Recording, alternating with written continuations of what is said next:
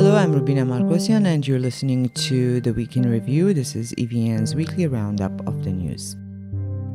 This week in the news, the European Court of Human Rights has issued its most significant ruling to date in regards to the deadly March 1, 2008 crackdown on protesters in Yerevan. The head of Armenia's National Security Service is in Baku leading a delegation participating in an international security forum, and the Netherlands has pledged 14 million euros in aid to help Artsakh refugees with affordable housing. Tune in to our weekly roundup of the news with me, Rubina Margosian. 17 years after the deadly March 1, 2008 crackdown on protesters in Yerevan, the European Court of Human Rights has issued its most significant ruling on the case. 10 people were killed at a time when authorities used force against demonstrators challenging the 2008 presidential elections. 17 years after the deadly March 1, 2008 crackdown on protesters in Yerevan, the European Court of Human Rights has issued its most significant ruling on the case. 10 people were killed at a time when authorities used force against demonstrators challenging the 2008 presidential election results that declared Sargsyan the winner. The court ruled that Armenia violated the right to life of 7 of the 9 victims killed that night. The judges found that deaths were the result of a badly planned and executed operation involving the improper use of crowd control weapons and the indiscriminate and disproportionate use of lethal force. In the cases of the 2 of the deaths, the court said it could not establish state responsibility because of insufficient evidence. The ruling also said that Armenia failed to conduct an effective investigation into the matter, which was marred by delays, political bias, and a lack of transparency. The court also held that Armenia failed to provide the necessary support for the court's own examination of the case. The ruling requires Armenia to pay each victim's family 30,000 euros in damages plus 35,000 euros for legal costs. After 2018, the Pashinyan government pledged to bring the perpetrators of March 1 to justice. Former President Robert Kocharian, his chief of staff, and 2 retired army generals were put on trial for overthrowing the constitutional order in the country by calling in the army against the protesters. But in 2021, they were acquitted after Armenia's constitutional court ruled that the charge of overthrowing the constitutional order was unconstitutional. However, last year they went on trial again after the prosecutors brought new charges against them. The case is ongoing. And addressing the current ruling, Prime Minister Pashinyan said that the European Court of Human Rights ruling could provide fresh momentum for Armenia's justice system to ensure the perpetrators are held accountable and emphasized the need to address delays in the trial. Pashinyan also highlighted broader concerns about judicial efficiency, pointing out that the ongoing absence of verdicts underscores systemic problems within the courts. And starting November 1, Armenia's entry and exit stamps will no longer carry the outline of Mount Ararat. The new stamps will feature only technical border crossing information, no images.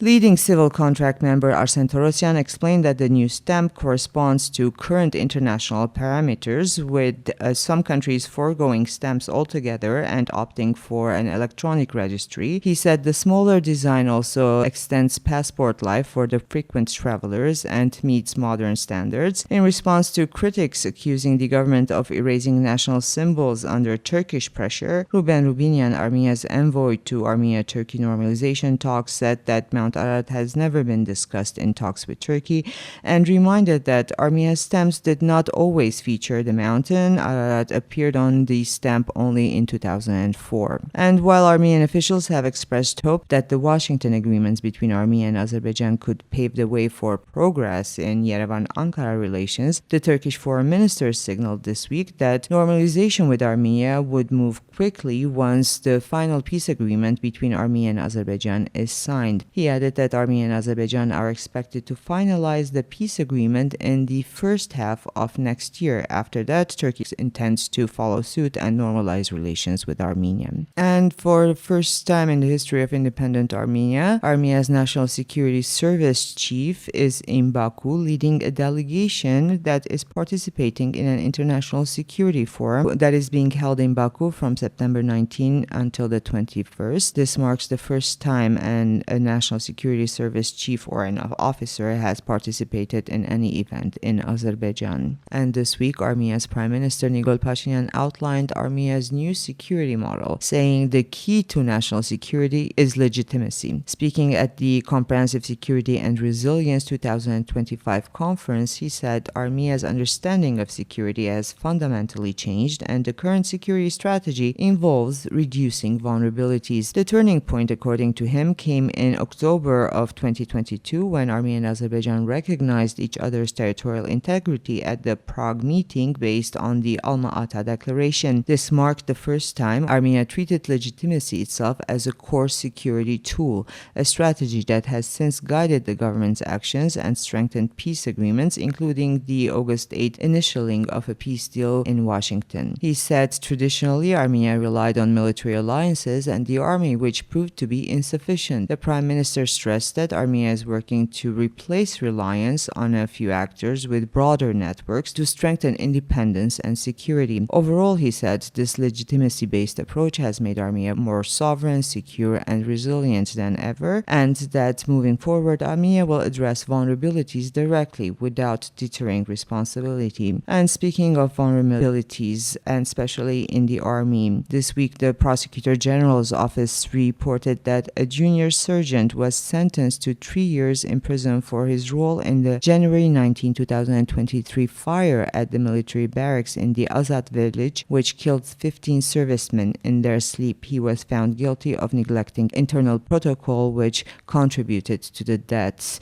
According to the Prosecutor General's office, the sergeant left the barracks to make a phone call while he was on duty. He also failed to take the necessary measures to evacuate personnel, weapons, and equipment once the fire had already started. The trial of another serviceman who reportedly poured a large amount of gasoline into the fire stove, sparking the fire in the first place, is still ongoing. He too is charged with the negligence of protocol, resulting in multiple deaths. And this week, the Netherlands announced €14 million in aid through the Global Concessional Financing Facility to help Karabakh refugees with affordable housing. The announcement came during Armenia's Foreign Minister Art Mirzoyan's visit to the Netherlands, where he also met with his Dutch counterpart to discuss deepening the Armenia-Netherlands strategic partnership. During Mirzoyan's visit, Armenia officially became the 125th member of the Permanent Court of Arbitration. At the Peace Palace ceremony, Mirzoyan highlighted that membership strengthens Armenia's investment climate by ensuring disputes can be resolved through law, not force. Mirzoyan also met with International Criminal Court officials to discuss Armenia's cooperation with the court, alignment of national legislation with the Rome Statute, and capacity-building opportunities. He reaffirmed Armenia's support for the ICC Trust Fund for Victims, which provides compensation, mental health care, and rehabilitation for victims of genocide, war crimes, and crimes against humanity. And over the weekend, Azerbaijani media reported that Garen Avetisyan, a 56-year-old Armenian resident of Stepanakert, has been arrested after attempting an armed attack during an official event attended by President Ilham Aliyev. According to Azerbaijani media, Avetisyan tried to approach the venue armed with a Kalashnikov rifle, 4 magazines, and 5 grenades. And reports say he resisted arrest. He threw grenades and opened fire before being wounded and detained. One officer was also reportedly injured. And the number of Armenians that have chosen to stay behind in Artsakh is not clear. There are reportedly 10 to 20 Armenians that still live in Stepanakert. And meanwhile, the trials of former Artsakh officials continue in Baku. This week, Ruben Vartanian submitted several motions requesting that the court question the Armenian Prime Minister, members of the OSCE Minsk Group, and representatives of the International Committee of the Red Cross. Vartanian also challenged the military court's jurisdiction, arguing that he is a civilian being tried in a military court. He sought access to decisions on earlier motions filed by his defense, disputed the charge of illegally crossing Azerbaijani state borders, and requested that the Russian peacekeeping commanders stationed in Karabakh at the time also be questioned. All of his motions were either rejected or left unconsidered. All reports from Azerbaijan regarding Armenians in custody custody as well as those still residing in Stepanakert. And just an important note, all reports from Azerbaijan regarding Armenians in custody as well as those still residing in Stepanakert come exclusively from state-controlled Azerbaijani media. In the absence of independent outlets, the accuracy of these accounts remains unverified for us. We are unable to independently verify these accounts. However, we believe that reporting on the news is important, with a note that we were unable to confirm the reports. And in other news, this week Armenia's anti-corruption court lifted the travel ban on Gyumri mayor Vartan Ghukasyan and set the bail at 5 million drams. This is about $13,000. Ghukasyan appeared in court with his son-in-law, who is the deputy mayor, other relatives, and municipal officials to testify in a case charging him with abuse of office and money laundering. And just last week, his son was placed under house arrest in another case over allegations that he forced a municipal employee to transfer about $250 worth of street paving stones to his family's estate. The defense says the stones were just rubble used to fill in nearby pits and were never moved to the property. Ghukasyan insists authorities are trying to intimidate him through his son, but says he is not the type to be frightened. And this month in general marks several harsh anniversaries, and today marks the 2 years since the Azerbaijani attack on Artsakh. This was on September 19, 2023, which within weeks led to the ethnic cleansing of the entire Armenian population of Nagorno-Karabakh. On the day around 1 p.m., Azerbaijani forces launched an offensive, calling it an anti-terrorism operation, using heavy artillery, drones, and airstrikes against civilians and military sites in Stepanakert and the surrounding areas. The assault claimed 223 lives, including 25 civilian lives. By 1 p.m. the following day, Russian peacekeepers had mediated a ceasefire between Azerbaijan and the Artsakh authorities. The agreement required the disbandment of local defense forces, the start of reintegration talks for Artsakh's Armenian population, and the dissolution of the Nagorno-Karabakh Republic, which came into effect on January 1, 2024. September 13 and 14 also marked the 3-year anniversary since Azerbaijan's large-scale offensive along much of Armenia's eastern border. The attack claimed the lives of over 221 Armenian servicemen and 3 civilians, while Azerbaijan occupied more than 150 square kilometers of Armenian sovereign territory. And on the occasion of these anniversaries, we will be publishing several articles, one of which we published today. It's called Hung on a Line. It's by Siranush Sarkisyan. Siranush was one of the last journalists in Artsakh, last to leave Artsakh, and during the long months of blockades, it was her reporting that kept most of us updated about the situation in Artsakh. And in this very emotional piece that she's written for EVN Report, she talks about the laundry suspended on lines that was a show of pride and domestic ritual. She says, amid war, blockade, and exile, it became a fragile thread of memory and survival, a line of clothing carrying the weight of loss, resilience, and love for a vanished home. This week, we also published a piece by Olesia Vartanyan. This is part of her column, Beyond Borders. This time it's about Javakh. It's titled Javakh, a story of what did not happen.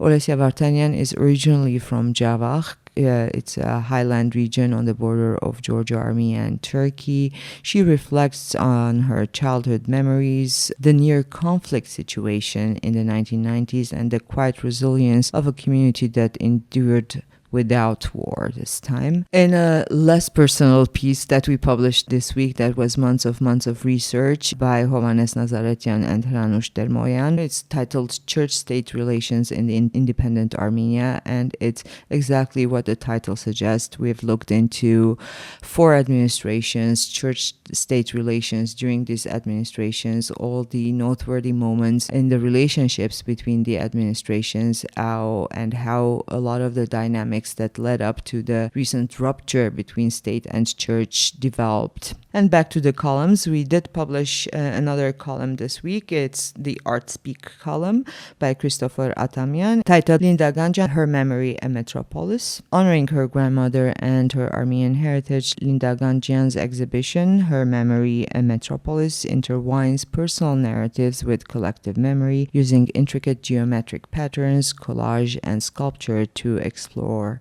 survival, history, and past trauma alongside imaginative futures. And a piece for the creative tech section, which is taking off again. It's about Armenia's young iGaming workers, opportunities, and technical considerations. It's by a first-time contributor, Anna Sukyasyan.